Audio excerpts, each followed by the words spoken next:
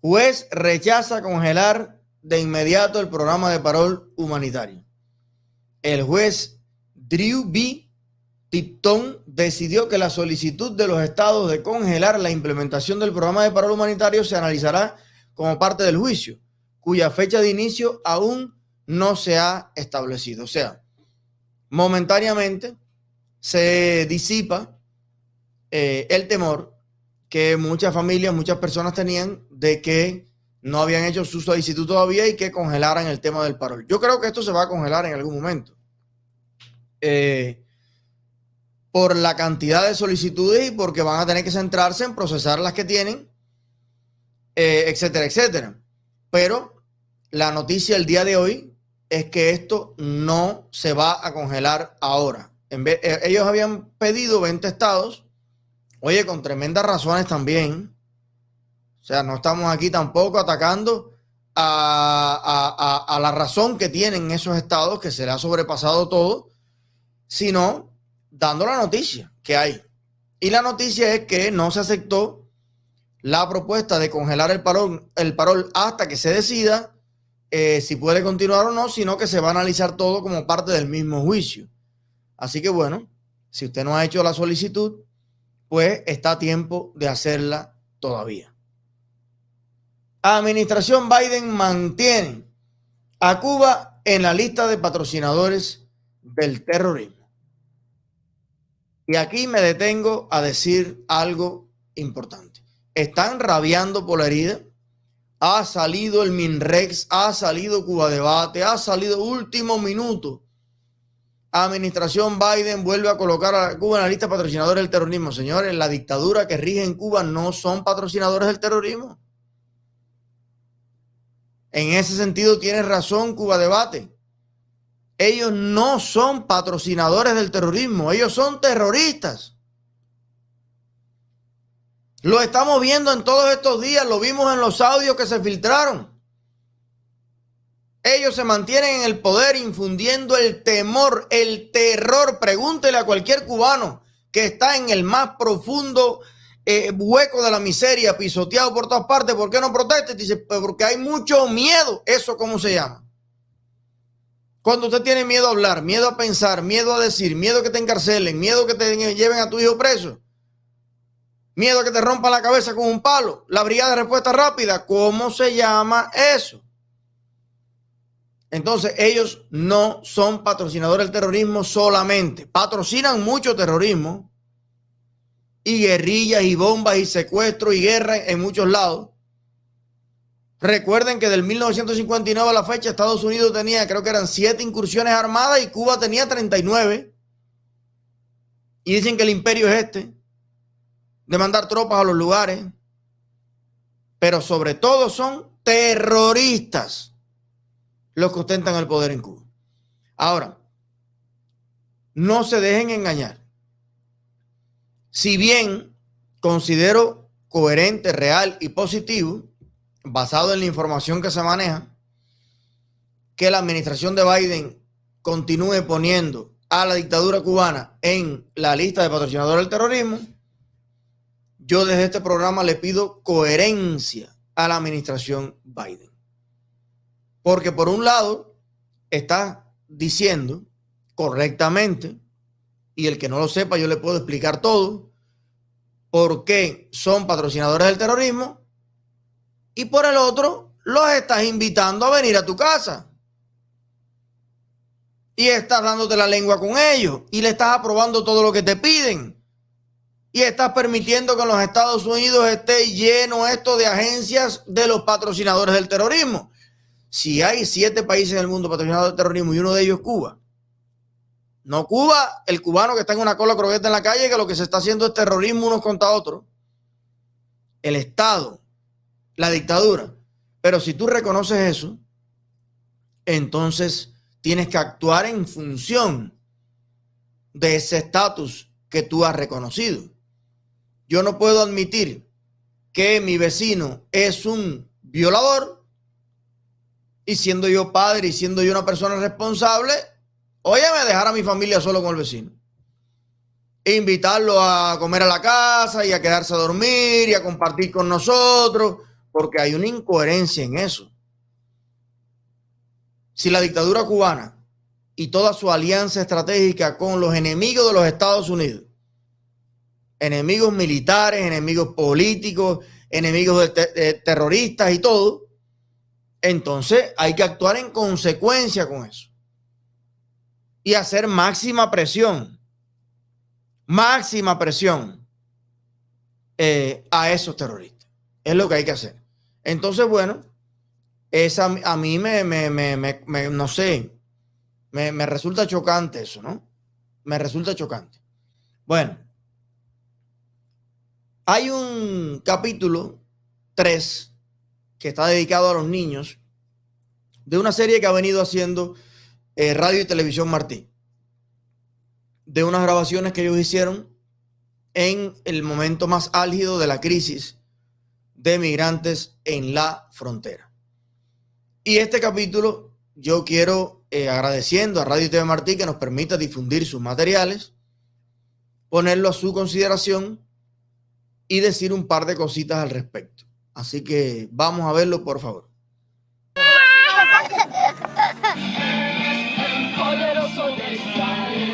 Voy a tirarla. En todo esto son los más pequeños quienes se encuentran en la situación más vulnerable. Yo quiero ser, cuando sea grande, por lo menos presidenta. Son parte de una población flotante e invisible, expuesta a insalubridad, hambre y enfermedades, entre otros males. Y Martí dijo que los niños son la esperanza del mundo. Y en este campamento, 600 almas de pequeñines también son la esperanza de muchos de los que hoy esperan la cita para ingresar a Estados Unidos.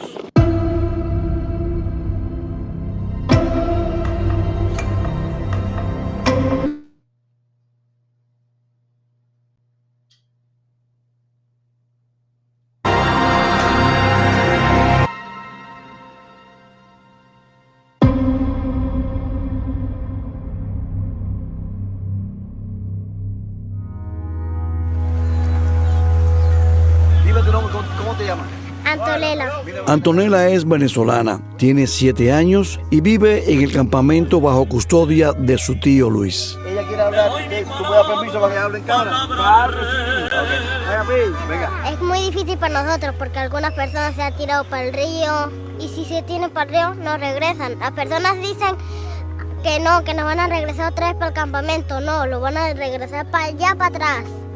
Detrás de una sonrisa o el ánimo de jugar, los pequeñines ocultan la vivencia de situaciones angustiosas, de precariedad y trastornos mentales. Yo le pido a Dios que otras personas agarren la cita. Y también es muy difícil para nosotros, pero así. Por lo menos tenemos algo para dormir, algo para roparnos, para vivir. Sí, los mexicanos han sido buenos contigo. Ellos también atravesaron mares, selvas, ciudades y pueblos hostiles. Ha sido tal la pesadilla que Antonella prefiere no hablar de la travesía. Cuéntame de la selva. No, ni te quiero contar de eso. Nada, ¿eh? Molísimo. Más bien, gracias a Dios, estamos aquí todos con bien, salud.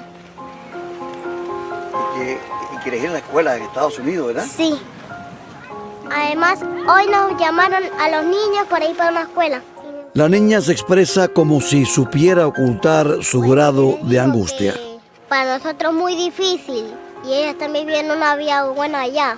Y ellos piensan que aquí estamos bien. No, aquí estamos trabajando. Ok, bueno.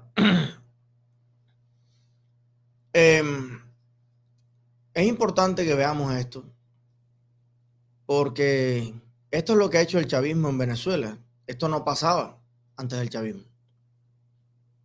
No habían 300.000 venezolanos en campamentos de refugiados en la frontera de ningún país. No habían 7 millones de venezolanos dispersos por el mundo entero antes del chavismo. Y muchas veces cuando se habla del desarrollo de Cuba, de Venezuela, muchos comunistas cubanos te dicen, no, el problema es que Cuba es muy difícil desarrollarse porque en Cuba no hay petróleo. Y tú dices, pero si es que el país que tiene las reservas petroleras más grandes del planeta, tienen para 270 años extrayendo 1 millón de barriles diarios. Mira dónde están sus niños. Esto nos ayuda a calcular la magnitud de lo que ha ocurrido en los últimos 20 años en Venezuela. Y yo soy de los que cree como ingeniero, y digo como ingeniero porque los ingenieros pensamos así en diseño de procesos, que el desarrollo es un fenómeno que se puede dar prácticamente en cualquier parte del mundo. Entendiendo como desarrollo, tener una infraestructura acorde, correcta, tener buenas carreteras, tener una clase media, tener vivienda, tener un piso de dignidad en la sociedad, tener acceso al agua, a la luz eléctrica, al transporte, al trabajo, tener acceso a las nuevas tecnologías, a la alimentación, producir, comercializar, exportar, tener una economía. Eso se puede dar en todos los rincones del planeta. Hay países que no tienen nada de recursos naturales, como Japón. Es un archipiélago frío, estéril, en el sentido de que allí no se puede hacer ni una gran agricultura ni nada, pero caramba, son los mayores exportadores de tecnología del mundo. Y viven bien los japoneses.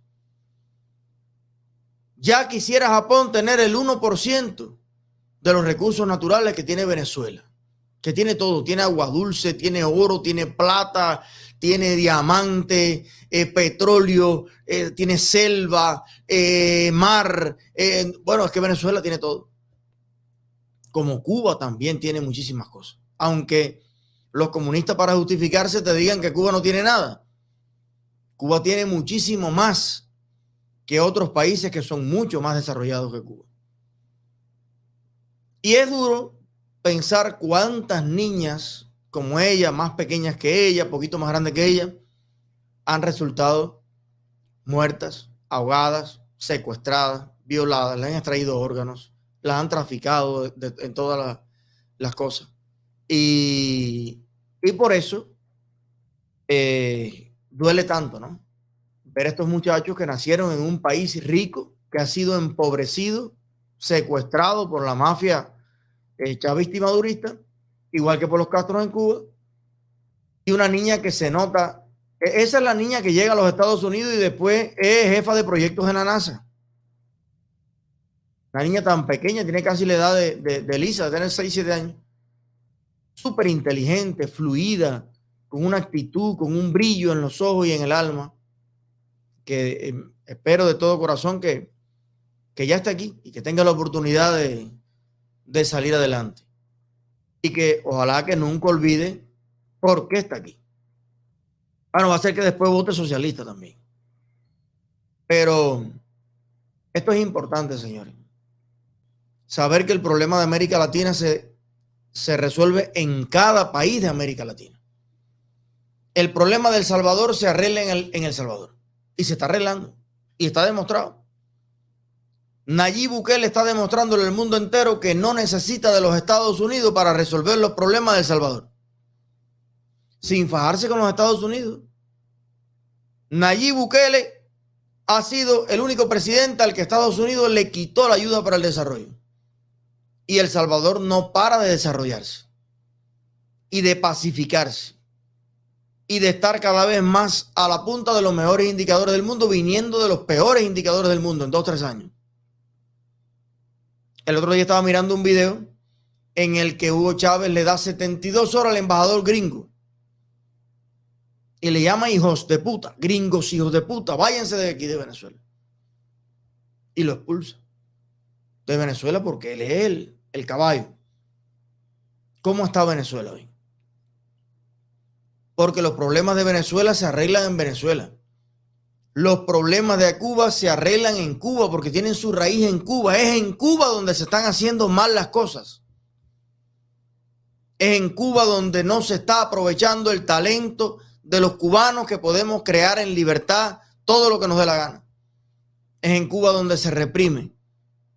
Es en Cuba donde estamos dirigidos por los más ineptos, por los más corruptos y por los más estúpidos y lamenalgas de la sociedad. Y lo vemos cada vez que oímos hablar un dirigente. Estamos dirigidos en Cuba por los peores cubanos. Es claro que si Cuba quiere salir adelante, tiene que cambiar eso. Después que tú cambies todo lo que está mal en Cuba, si no salimos adelante, entonces vamos a empezar a buscar problemas externos a Cuba. Pero mientras tú mantengas en Cuba intactos todos los problemas de Cuba que mantienen a Cuba en el fondo del pozo de la miseria, ¿para qué te vas a poner a buscar problemas que no podemos los cubanos resolver? Como el embargo. El embargo es la respuesta al robo de las propiedades de los norteamericanos. Y solamente lo puede resolver el afectado, la víctima del robo. Los que fueron robados jamás han sido indemnizados ni han sido respetados por nada. Y sus representantes son los que pueden quitar el embargo. Y aquí están sus hijos y aquí están sus nietos. Por tanto, el embargo no es un problema que esté en las manos de los cubanos resolver. Hablar por la mañana, por la tarde y por la noche del embargo es hablar de algo que no está en nuestras manos resolver. Ahora, ¿qué sí podemos resolver los cubanos?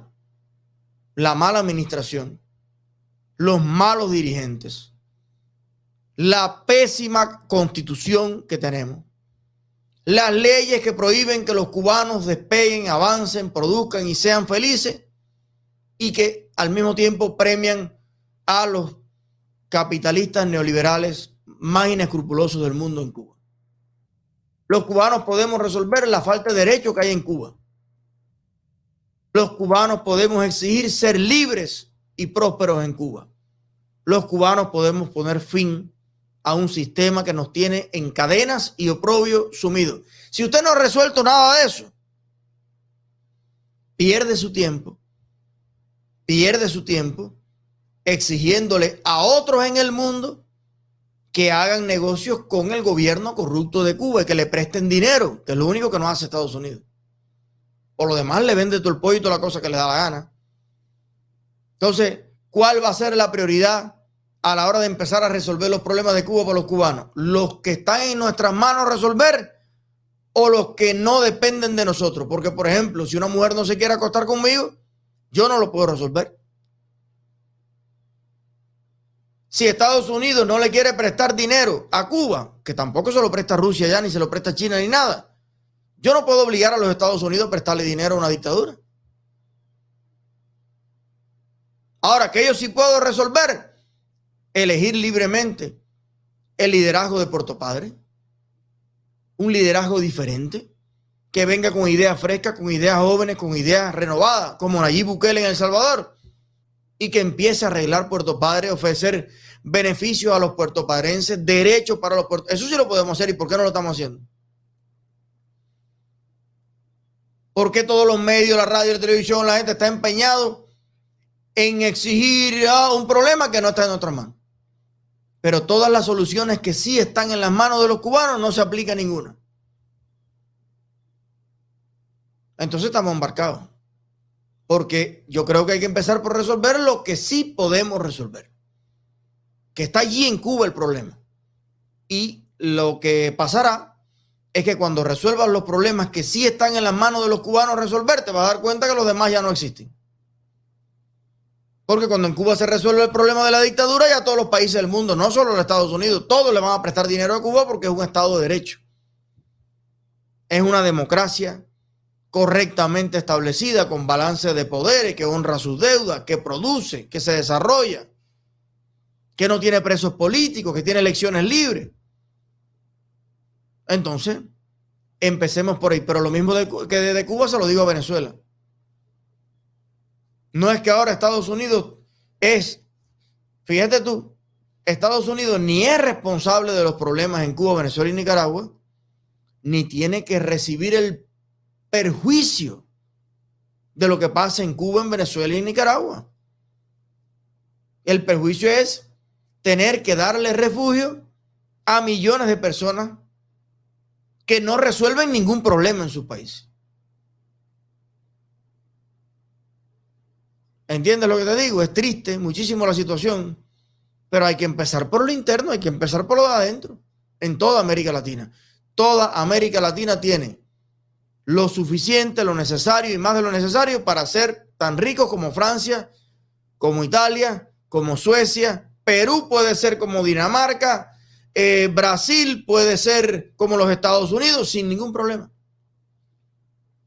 Ahora, la reflexión que yo hago, y usted me dirá si estoy equivocado, todos esos venezolanos, cubanos, nicaragüenses quieren vivir en los Estados Unidos. ¿Por qué? Bueno, porque en los Estados Unidos hay libertad. Coño, pero entonces pongamos la libertad en Cuba. No, yo quiero vivir en Estados Unidos porque allí yo puedo hacer mi empresa y hacer mi proyecto y tener... Coño, entonces escribamos en la Constitución de Cuba que un cubano puede en Cuba hacer su empresa, hacer su proyecto y salir adelante. ¿Por qué más te gusta los Estados Unidos? Coño, porque allí cada 4 años hay elecciones y entonces si nos va mal con un presidente ponemos otro. Coño, entonces pongamos eso en Cuba. Porque también tú dices que es difícil en los Estados Unidos salir adelante, que es otro idioma, que otro clima, que otra gente, que otra cosa, que otra... que coño, no tenemos necesidad de pasar por eso. No tenemos necesidad de pasar por eso. Es que, señor, esto es una cosa básica, de lógica elemental. Básica. Y lo peor que no puede entender es la persona que viene para los Estados Unidos porque obviamente le gusta más el sistema en los Estados Unidos si no se hubiera quedado en Cuba. Y después que está en los Estados Unidos, defiende el sistema de Cuba. Carlos Lazo, por ejemplo, que ahorita vamos a ver cosas al respecto. Ya eso pasa de la ignorancia, pasa de la estupidez, pasa de las raíces torcidas de América Latina y cae en el descaro, la bajeza y la corrupción. Que ya eso ya no te puedo explicar. En los Estados Unidos, señores, también es noticia que se descarriló un tren que portaba miles de galones de propano y se descarriló aquí en Florida, en Manatí Country. Mira, Manatí en las Tunas. Manatí, querido Manatí. En las Tunas tenemos un Manatí donde son mis abuelos. Pues aquí también en Florida hay un lugar que se llama Manatí y el tren se descarriló cargadísimo de gas propano. No somos pocos los que nos preguntamos si están de moda los descarrilamientos. Por allá por Europa, en Grecia, hubo otro choque de trenes. Están de mala racha los trenes. Y le ha dado por todo a los trenes, que además en Estados Unidos no hay ningún tren cargado de gravilla. Todos los trenes que se están descarrilando están cargados de un gas, de un químico, de una cosa, de un contaminante. No sé. El FBI y la CIA que dice eso, pero está como raro, ¿no? Y ahora en Europa chocaron 2 trenes, uno de mercancía contra uno cargado de personas. Decenas de muertos y centenas de heridos. En Europa y en los Estados Unidos están ocurriendo hechos raros. Vamos a ver qué se descubre sobre esto, pero ya a mí se me hace como que no es normal, ¿no? Ayer Otavalo lo decía, él lleva aquí como 20 años, yo llevo 5 y pico, casi 6, y es primera vez que yo en una semana veo tanto descarrilamiento de trenes. Es más, nunca había escuchado algo sobre eso. En América Latina, señores, tenemos que en Venezuela, los profesores, especialmente los profesores universitarios, convocan a un paro, a una huelga de 48 horas este martes en el sector público universitario por bajos salarios. Escuchen, profesores cubanos. Escuchen, maestros cubanos. Estos profesores y estos maestros venezolanos, que en muchos aspectos están mejor que ustedes, porque la dictadura empezó nada más que hace 20 años. Ellos sí han comido bien y todo. Usted no, usted ha pasado trabajo toda la vida. Bueno, a pesar de que están comprobados todos los casos de crímenes de lesa humanidad, todos los muertos de Venezuela, todo lo que sea, en vez de decir yo no, estás loco, No, yo no me quiero buscar un problema, no que me ponen el dedo, no que yo no quiero poner, no que yo, no. No están buscando justificaciones, están buscando soluciones. Se han unido todos y desde hoy comienza el paro nacional en la República Dictatorial de Venezuela para pedir salarios dignos en el sector universitario. Vamos a ver este video. 8 horas, martes y miércoles. Se sumarían alrededor de 160.000 trabajadores de la educación universitaria y cerca de 60 instituciones de educación superior. Al mismo tiempo que buscamos efectivamente que se abra un espacio de negociación colectiva con el gobierno donde impere el respeto y la verdad. Hace rato decía el compañero Eduardo Sánchez una verdad que es absolutamente clara. El director de presupuesto de la Oficina de Planificación Superior del sector universitario ofreció el pago de los aportes y retención en el mes de enero. Vamos para marzo y no lo ha cumplido. Efectivamente tiene que haber un nivel de seriedad. El país lo reclama, la necesidad, el sufrimiento de la gente y la necesidad de los jóvenes de estudiar también. Nosotros que aspiramos que en medio de este paro nos llame la autoridad de educación universitaria en este país, que también deberían llamar también la de educación. Escucha ahí Universidad de Oriente, que está en candela. Escucha ahí Universidad de Villa Clara, Marta Abreu, que no hay quien se meta los sancochos que se están dando ahí, que los baños no sirven, que la infraestructura no sirve, que los libros de texto no sirven, que las computadoras están rotas, que los laboratorios no funcionan. Cubano que me escuchas, la huelga existe. La protesta existe. No, yo no sabía, bueno, te lo cuento. Cuando usted se siente así como usted se siente, cuando a usted se le están violando todo su derecho, es totalmente moral, decoroso, legítimo protestar. Lo que es inmoral, indecoroso, ilegítimo y cómplice con los que te están haciendo el daño es callar. Y los venezolanos han decidido no callar, han decidido protestar, pero casualmente eso mismo deciden los franceses, los ingleses, los americanos, todo el mundo decide eso. Lo raro es que te hagan todo eso y usted agradezca. Eso sí es raro. Agradecer es lo raro. Tú dices, no, pero es que aquí estudiar es gratis. Esa universidad se estudia gratis. Estamos hablando del sector público. El sector público es todo el sistema de escuelas y universidades que está financiado por el Estado. O sea que los estudiantes no pagan la matrícula allí. ¿Ese es el que está protestando? Porque es que eso no es un regalo de Maduro, ni un regalo de Chávez, es como está organizada la sociedad.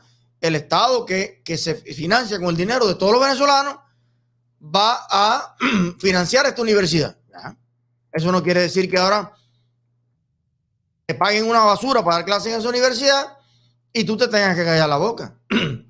O te maltraten, o no haya comida, o no haya transporte y tú te tienes que callar la boca porque no, allí estoy estudiando gratis. No. Al contrario, más tiene que protestar porque se le está robando la inversión al pueblo de Cuba, se le está robando la inversión al pueblo de Venezuela y se están quedando los castristas y los chavistas con el dinero que para que coman los estudiantes o para que vivan los profesores. Con más razón hay que salir a protestar.